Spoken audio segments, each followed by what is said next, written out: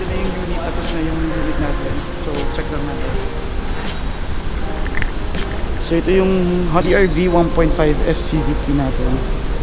So, okay na. Vanity plate, tapos ceramic coating. Yan. So, sobrang kintab. Ceramic tint na libre din natin sa client.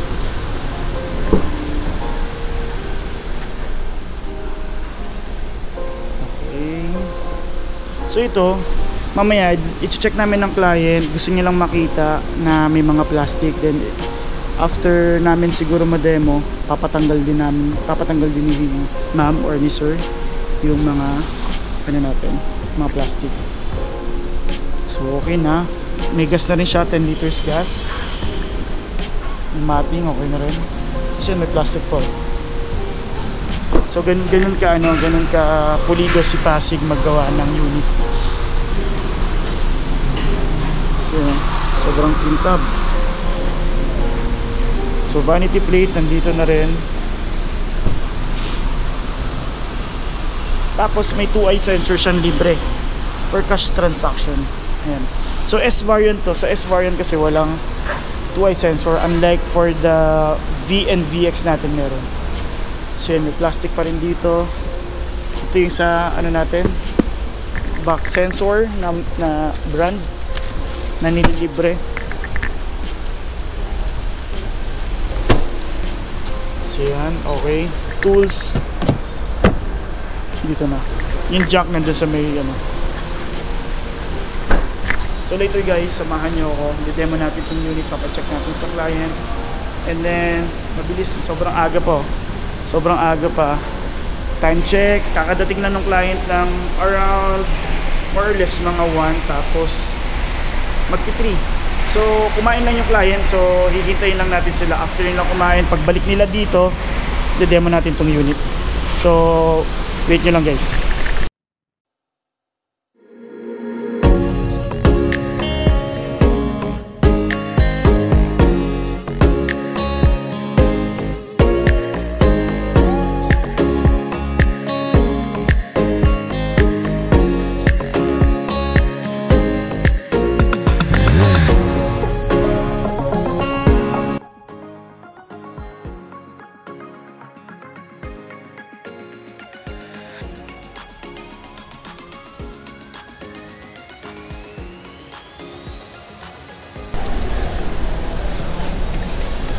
So yan, check natin. So gawin natin, check muna natin, ikutan muna natin. So kung may mga existing siyang gas-gas or ano. So yan, malinis na malinis. Ayan. So huwag po muna natin babasahin sir ha, kahit mga 24 hours. So yan sir, makikita nyo naman sa gilid, kung may itim siya, yan, gas-gas na yun. Or kung may mga dents, wala naman. Kitang-kita agad kasi nagre-reflect yung sahig eh. Tas yan, okay. So ito, sa ngayon, Friday ang coding nyo habang wala pa yung plate number. Pero once na lumabas yung ORCR, mag-iiba na yung natin, coding natin. Kasi nandun na yung pinaka plate number nakalagay na po dun. So dito sir, backup sensor. Ito na yung backup sensor sir. Dalawa. Yes po. Tapos dito sir, pwede na dito sir iwan yung yung mga gamit nyo po. Tapos plastic, kompleto pa sir lahat, pati sidings, pati mga handles natin, yung shift knob, yan nandyan po. So ngayon, kung gusto po natin tanggalin, pwede saglit ko lang naman po, hahatakin ko lang yan lahat. Tapos tool sir, nandito po. Yan sir, yung sa sets of tools natin, and then sir, dito yung katulad nung last time kong para yung gulong mababa po, katulad po sa yung brand niyo po na ibang brand niya na kotse. So ngayon sir, check in natin dito, baka mamaya walang spare tire. So yun, meron namang spare tire, nandito po. Tapos sa pag-fold, ganito lang sir, dito sa may gilid, meron po tayong lever dito sa gilid. Fold yun lang po. Yan. So 50-50 split type po, tapos 60-40 dito. And then, tara sir. Yan sir, okay. Kahit dito sir, malinis na malinis. Yan. Malinis yung ano natin. Dito sir, check natin. Gas. Dent. Wala naman so far. Yung tint natin sir, wag po muna natin ibababa. Wag muna natin pupunasan kung meron po tayong mga existing na ano. Ngayon, pag may nakita po kayong mga malilit na bubble sensor, mag-aano pa yan, didikit pa yan. So may curing time pa yan, mga 3 days kayo po, 3 to 4 days before natin galawin. So ngayon yan sir, sobrang kintab sir oh. So may mga alikabok lang kasi nasa highway lang tayo. Next kumbaga dyan, yung pinakano. Sir, start nyo po muna. Buksan natin yung ilaw, tapos double check natin yung mga bulb kung okay po silang lahat. Tapos sir, paki-hazard na rin po. Sir, nandyan na po yung susi natin, dalawa. Dalawang susi natin. Tapos ito sir, oh, kung gusto niya rin patanggal, tatanggalin na lang natin. Yes sir. Yan sir. Hayaan mo lang. Kasi yan sir, may gas na rin siya, 10 liters, nakakarga na rin din po dito. Pindot po. Yan. Tapos high beam ko lang sir ha. Then sir, paki-hazard po. Yan. Sir, tara, check natin po. Sir, tapos yung warranty natin, nandito po yung warranty ng sa ano natin. So ito po, for 15, so for 3 years po yung warranty ng top coat natin, yung ceramic coating po natin. So ito sir, naka-integrate yung ano natin, signal lights, DRL,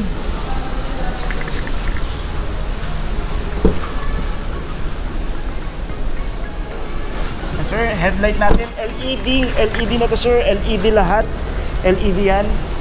Tapos high beam natin and low beam, may ilaw sir dito sa kabilang side. So ganun din po, umiilaw naman po lahat. Sa likod naman po. So yan sir, sa likod, may ilaw din. Sir, tapakan ko, tapos may makikita kayo ditong red, tapos yung third brake light natin. Tapos i-reverse ko sir para makita po natin yung reverse light.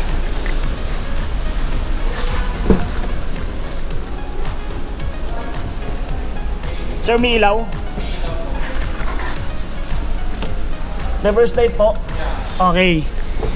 Sir, even yung reverse light natin, naka-ano po, naka-LED na rin.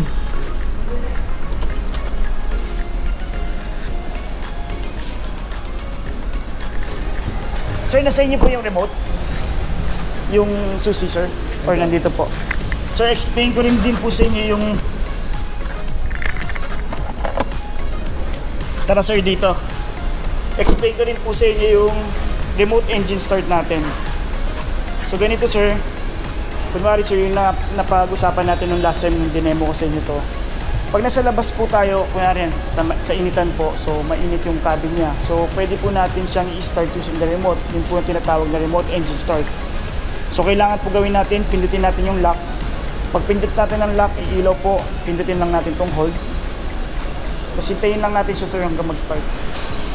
Okay, sir. So pag nag-start siya, isa po natin question kung naka-lock siya kasi syempre kumbaga wala ka pa sa kotse, di ba? Lock po. So pag check po natin dito, naka-lock po siya. So ngayon, pagkatapos po natin siya, kunwari okay na, malamig na po, i-unlock niyo lang po natin, tapos mabubuksan na po natin lahat. Tapos dito sir, ang mangyayari sir, makikita nyo, patay lahat sir ng mga accessories. Ang nakabukas lang sir, itong sa RPM natin, tsaka itong sa aircon natin. Ngayon sir, pagka, for example, magdadrive ka na sir, pag pinindot mo yung shift knob, mag-turn off na po siya. Tapos kailangan nyo po siyang i-restart.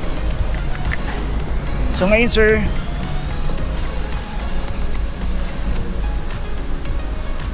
pagka gusto mo na siyang i-drive, ganito gagawin nyo sir. Diba, pag sinif knob mo kasi yun sir, magto-turn off lahat. So ngayon, pag gusto mo nang dumiretso ka nang mag-drive, hindi mo na kailangan patayin yung engine niya. Tapa ka lang sir, tapos push start. Para yung function niya na pagda-drive sir, pwede mo na siyang i-drive ulit.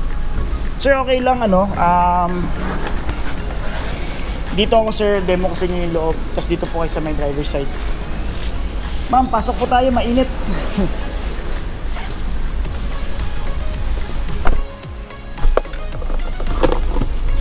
Tara sir, mainit po. Dito po yung sa second row. Pasanin po natin ha. Ayan. So ito sir, dito muna tayo sa side na to. Yan, may mga silver trims tayo, yung mga silver, tapos yung steering wheel natin sir, hindi to leather, retain pa siya. So pero hindi siya mabilis mapudpud sir ha, kasi di ba may iba na pupudpud. Ngayon sir, ingat lang kayo sa mga pinapahid kasi minsan ang pinapahid din yung nagpapapudpud ng mga steering wheel. Pero just in case may mga nabibili naman pong cover dito para kung gusto nyong ma-sustain yung ganitong steering, lalagyan nyo lang po ng cover. So dito sir, sa kabila, double check lang natin, left and right yan po yung sa switch po ng sa side mirror natin. Tapos ito sir, kung nag left tayo, ito sir, up and down, gumagana naman po siya, left and right, okay naman sir no. Sa kabilang side naman po, okay naman po lahat. Tapos central lock, sa central lock natin sir, pag in case nakalimutan nyo sir mag lock, tapos tumatakbo na tayo, 15 km/h po pag automatic siyang lock. Tapos sa ngayon sir, para hindi po natin mababa yung window, pindutin lang natin to, tapos hindi nyo na po yan mabababa. Pero ito sir, mabubuksan mo to kasi sa driver, parang ito sir for safety pag may mga bata sa likod. Tapos ito sir, pag sa mga toll gate and parking, pwede nyan buksan. Dito sir, meron tayong nakikitang logo dito or parang switch dito sir. Ito po yung vehicle stability assist, yung traction control. Yan sir yung mga anti-skid sa mga madudulas na kalsada, pwede natin gamitin po. Tapos dito sir, pagbukas natin ng gasolina tsaka ng engine natin. Sa hood natin sir, mamaya double check lang natin. Check lang natin kung malinis na malinis, pero more or less malinis naman po yan. Yan sir, makikita mo naka-plastic pa lahat yan. Plastic to, plastic, may plastic to. Ito may plastic yan. And then ano pang natin sir, dito yan pwede mong tanggalin ito, balancer. Dito kasi sir, minsan nagiging mas mahirap siyang galawin. Ngayon dito naman sir is yung RPM natin. Tapos ang maganda dyan dito sa natin, yan, kilometer natin 20 km sir, yung tinakbo, yan yung galing planta. Tapos pagka nag-rotation sila doon ng mga stocks, tapos galing Batangas Port, galing Indonesia. Kasi ito sir, hindi siya CBU dito. Kumbaga nakuha natin import siya buong buo sir sa ibang bansa. So kung meron talagang may mga mileage na ganyan. Pero hindi siya tinakbo sir from Batangas papunta dito. Naka-truck yan sir, naka-trailer po. Tapos dito sir, yung sa source natin, yung Bluetooth hands-free and yung sa audio controls natin, pwede natin sir gamitin yung Apple CarPlay or Auto Android sir. Pero kailangan natin sir ng cable. Dito po natin sasaksak para magamit po natin. Ano po bang gamit natin sir? Apple po ba? Android? Na phone? Android phone? Apple and Android sir, kailangan po original ang gamit natin na cable. Pagka replacement po kasi may mga siguro hindi lahat ng function ng cable na nagagamit po. And then hindi rin po natin magagamit si Apple CarPlay pag naka-off si Siri. Kailangan naka-on po si Siri. Tapos ito on-off po ng natin sa headlights natin. Tapos dito po sa wipers. Dito sir, check natin yung, pero dito sir, kinagandahan, Bluetooth na yung, kumbaga ready, Bluetooth ready na pagka kunwari nagpatugtugay sir ng mga Spotify. Yan, pwede na yan dito. Or kung mag-Waze naman po kayo, yung boses lang ni Waze yung maririnig natin, pero hindi naka-display. Unlike sa Auto Android and Apple CarPlay, naka-display na yun dito mismo sir. Tapos dito sir, sa aircon natin, dito yung fan, air circulator natin, mas maganda lagi naka-on dito sir, kasi pag ito, inaamoy mo yung labas, pati yung alikabok. Ang downside nun dito sir, yung cabin filter natin, mabilis dumumi, nangangamoy, and yung mapapansin nyo sir, humihina din yung blower natin. Tapos yung front, rear defogger natin sir, iwasan yung lagi naka-on to, lalo na pag mainit kasi nakakabasag sir yung dahil yung linya na yun umiinit sir, plus yung init nung sa labas or yung araw, pwede pong makabasag. And then itong mode sir, pwedeng dito, harap lang, sa ilalim, tsaka dito sa ibabaw, pipindutin lang natin. Pero try na rin natin sir, para makikita natin, ayan, kung gumagana. Ayan, ilalim lang. Ito, harap, dito. dito sir sa harap. Okay. Max cool sir. Ito sir, ang max cool naman sir, for example, hindi ka na nag-remote engine start, kailangan mo na talagang umalis. Sobrang init dito sa loob. Pindutin nyo lang sir yung max cool.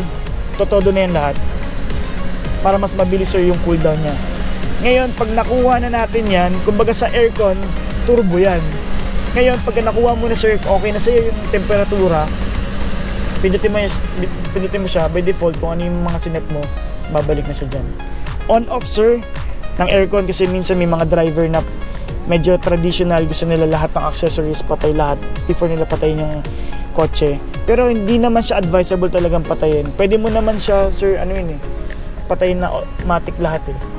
So ngayon, pero kung gusto niyo po siya talagang patayin or gusto niyo kunwari, naka-open, punta kayong Baguio, Tagaytay, yan lang sir. Pero dito, hindi yan mamamatay, masarili po siya switch dito. Ayan. So ito power outlet. Ito sir, hindi mabuvoid ng warranty mo. For example, nagpakabit ka ng dashcam. Kasi dito kinukuha yung power source po. Pero yung mga back sensor, which is kung hindi ko kayo nilibre nung sa back sensor, ano po kasi yun, mabuvoid yung warranty nyo po, nagpakabit kayo sa labas. Kasi po, meron yung wire, yung iba kasi ini-splice lang nila. So dito naman sir, check natin, reverse light. Sir, may naririnig kayo? Yun yung back sensor natin. Tapos ito sir, yung dot line na yan, yun yung pinaka hanggang dyan lang tayo na pinaka safe po. Tapos yun sir yung guideline kung saan kayo kumbaga yung direksyon ng pag-atras natin. Neutral sir, yan. Sir, pansinin mo diba nakalock tayo? Pag nag-drive tayo, pansinin sir, pag sa drive sir, di mo na kailangan pindutin. Neutral and drive, di mo na kailangan pindutin yan. Ngayon, pagka gusto mo na mag SNL, tsaka lang tayo pipindot para ibaba natin dito. Pero ito sir, nakalock talaga sa neutral and drive. Just in case, pag for example, nasa traffic tayo, para hindi ka na nagpipindot sir, abante tsaka atras na lang yung gain sir. Ngayon sir, for example, nakalock tayo lahat, diba? Tapos nasa intersection ka, nasa traffic ka. For safety sir, wag mong ipapark. Kasi ang purpose po ng park, pag nag-park po kayo, park talaga yung lalabas na tayo. Kasi sir, once na pinark nyo yan, ay hindi pala nakalock. Yan, ito, lock. Nag-drive tayo sir. Once na nag-park ka, mag-unlock lahat sir. So ibig sabihin yan, for example, may nasa labas, di ba may mga nakikita tayo sa video na nagbubukas ng kotse, pwedeng buksan yung likod natin.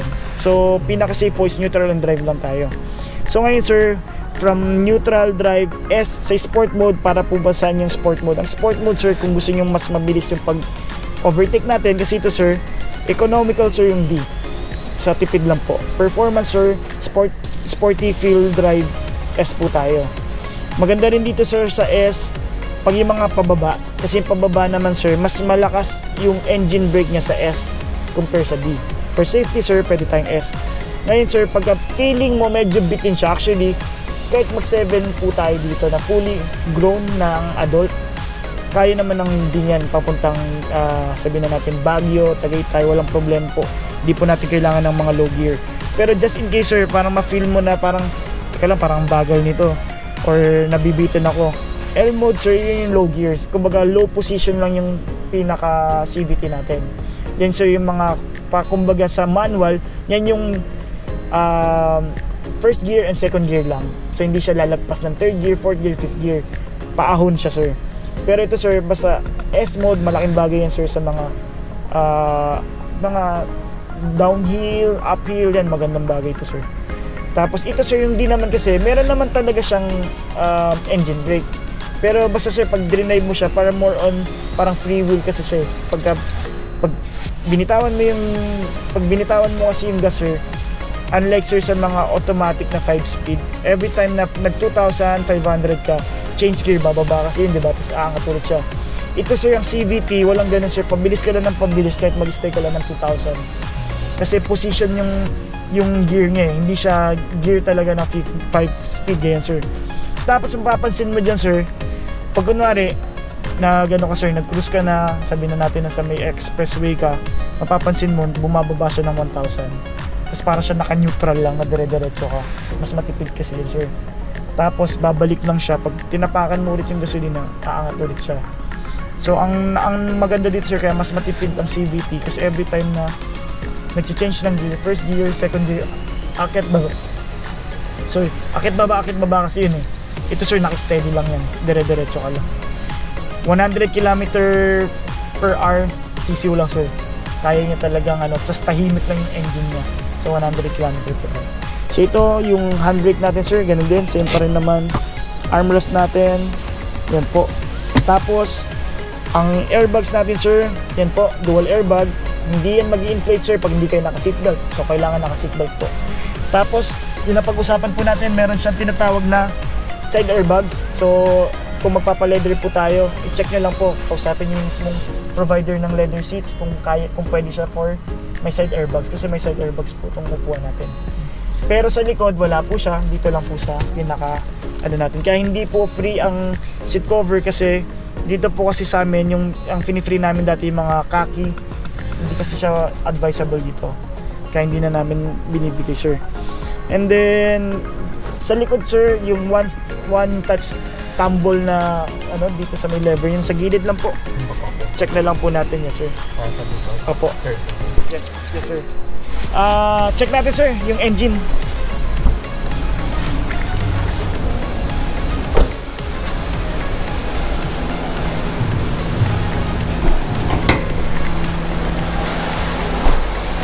Lastly, sa engine natin sir, ang engine natin is 1.5 IV Tech with the horsepower ng 121. Check nyo sir yung mga ibang competitor, ito yung pinaka-lead kumbaga. Sa non-turbo sir, ito yung pinakamaganda yung performance at pinakamataas ang performance. Sa maintenance natin sir, uulitin ko lang po every 6 months po or every 10,000 whichever comes first.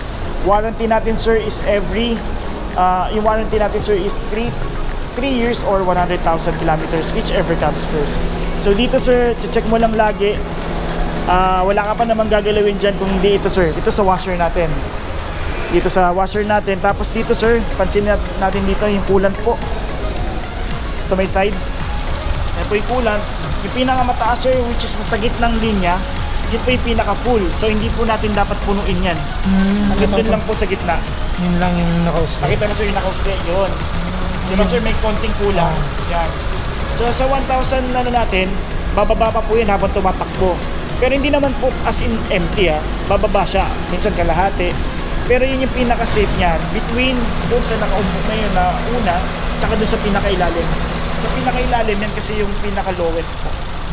So yung line na yun taas, hindi na dapat? Dapat hindi umapaw sir. Kasi meron siyang play, kumbaga yung paghigop niya, dapat yan. Sir kasi ito, bumubuga din yan doon sa loob. So pag napuno yun sir, mag-iiba na sir yung niya dito, parang yung dami po. Pero yan yung pinaka best level sir and required level po.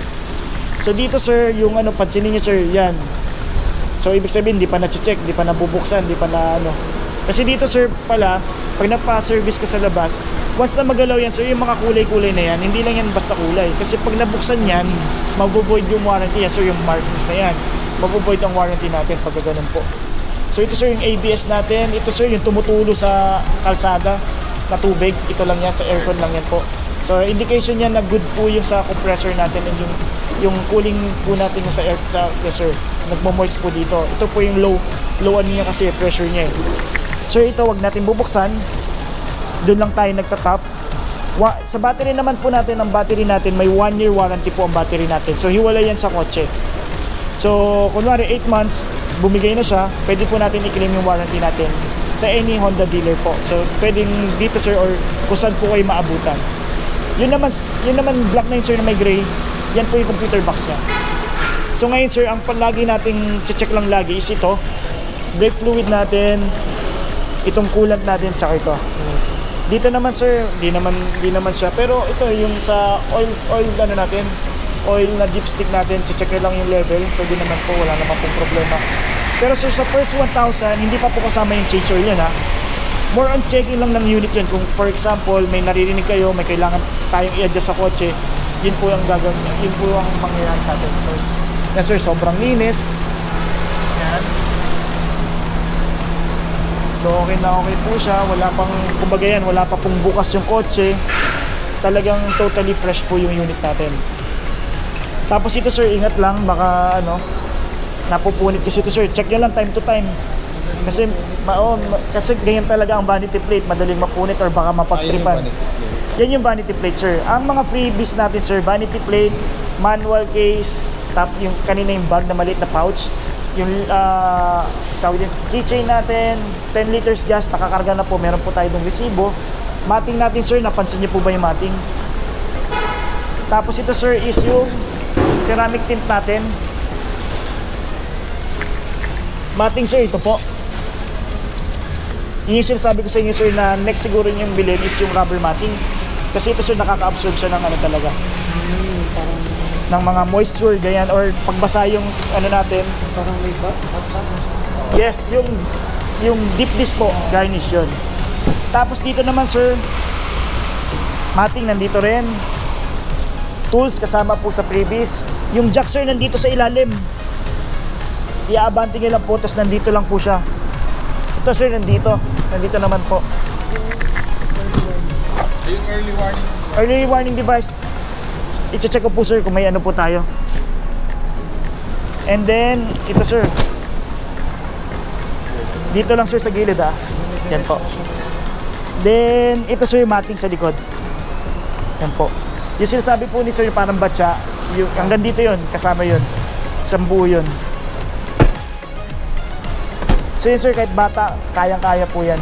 Isang tulak nyo lang po yan, ay isang ganyan nyo lang po yan, isang pull nyo lang po yan. Mag-isa na lang po siya. Hindi katulad ng isa niyang kotse na mabigat daw po. Hindi, pagka yun lang ang bumababa. Ito lang, tapos iaangat mo pa ganun. So yun. Dito, yung aircon naman, okay naman po, no? Umano naman po lahat. So, check ko lang. So yun, okay na yung demo natin.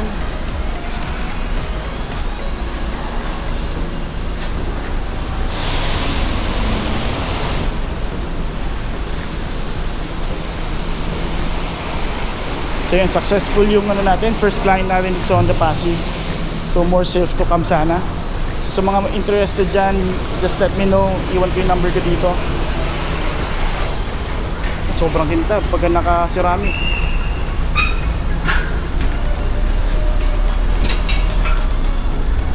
Ayos. Ganda. Congrats sa clients ko.